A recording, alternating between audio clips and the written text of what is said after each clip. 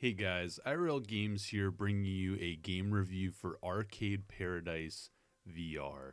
Now, some of you may have already played this on consoles or PC, but this is still the same sort of experience, but more immersive than you may be just playing on console. And watching it on screen doesn't necessarily do it as much justice as actually wearing the headset. So I definitely recommend checking this out if you enjoy the game and want that immersive experience, or if you want to see what it'd be like to even build your own arcade in person and literally build in your living room or wherever you want to have it. There are some major changes compared to the console versions that I noticed just looking at the two. I haven't played the console version fully, so I may do a fuller breakdown if that's something you guys are interested in.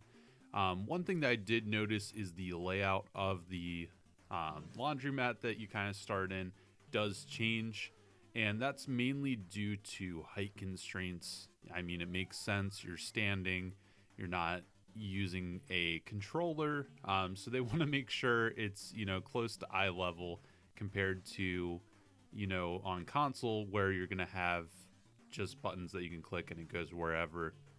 I did also notice that the field of view does change a bit. So if you look outside the store from inside the store, you're not going to see the street at all. That's probably due to some limitations with the MetaQuest 3 and the different VR headsets that you're playing it on.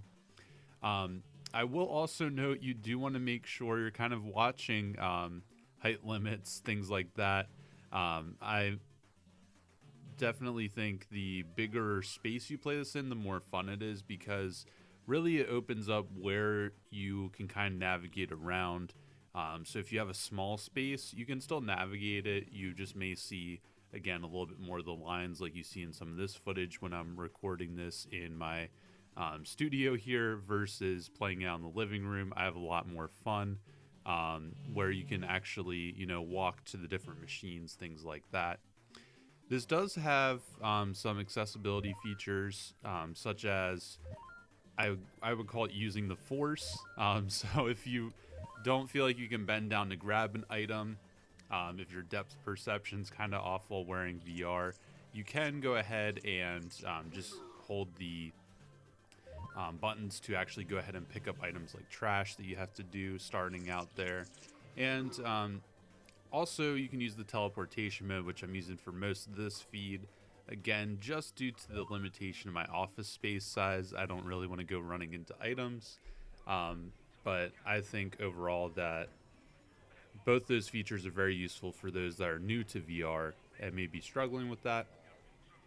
The only thing that I found kind of broke the immersion a bit is when you have the cinematic clips. So arcade machines being dropped off, the intro to the game, things like that. Kind of looks like you're just standing in a theater watching what's going on, and then it pulls you back into the immersion. Not anything that's majorly game breaking there. And in my opinion, it's still kind of cool compared to seeing what you'd see on console because it does look a lot bigger than you'll see on your screen here. Again, just because it's life size. That's that's the best way I can put it.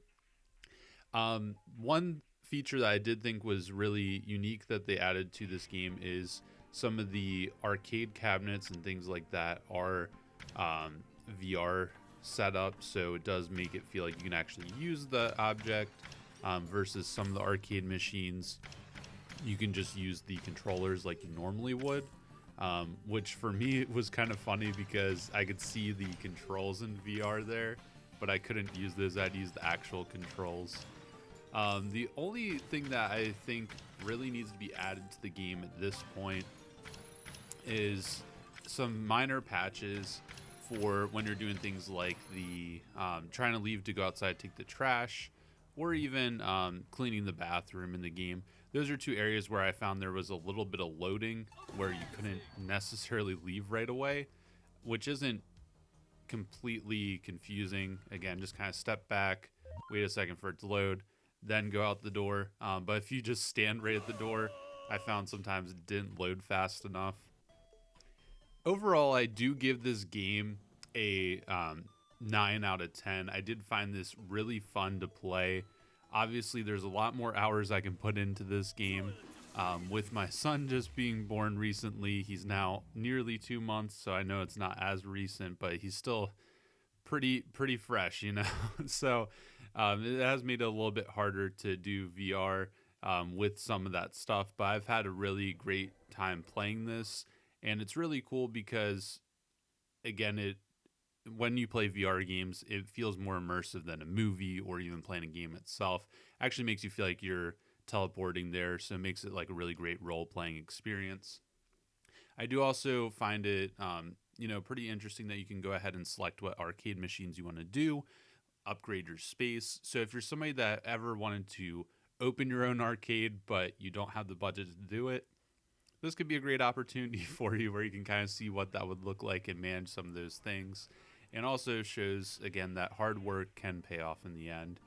Um, Thank you guys so much for watching this, and thank you so much to Wired Entertainment for going ahead and giving me the copy to this game just to review. This is my first game kind of playing all the way through with you guys. I have played some smaller titles before, but not anything that was given to me by you guys. So this is really cool to see, and hopefully we can work together in the future to cover some more content. If you guys are new to the channel, make sure to go ahead and like and subscribe. I am going to be putting a link of the video here at the end for Inclinati. This is another indie game that just recently left game preview, but I'm doing a giveaway for this on Steam, and I would love to be able to give you the opportunity to play that game for free. So make sure to go ahead and check that out. Giveaway ends today, so you don't want to miss out on that. And again, if you like game reviews, gameplay, different things like that, really recommend, going ahead and subscribing to the channel. If you want to support me in any way, I thank you guys so much for, my current followers. It's meant a lot to me. But I do see that some of you have been supporting me through the eBay page I've opened up, so I'm continuously putting more items on there. I also do have the memberships if you want to kind of give that way as well. Either way is fine, helps support the channel and helps me do more giveaways, and I really appreciate that. And even if you can't do either of those, just leaving a comment down below means a lot to me as well. Thank you guys so much for watching. I'm looking forward to making some more enjoyable content here in the future. I have a lot of game reviews to catch up on, and as always, stay awesome, and I'll catch you on the next one.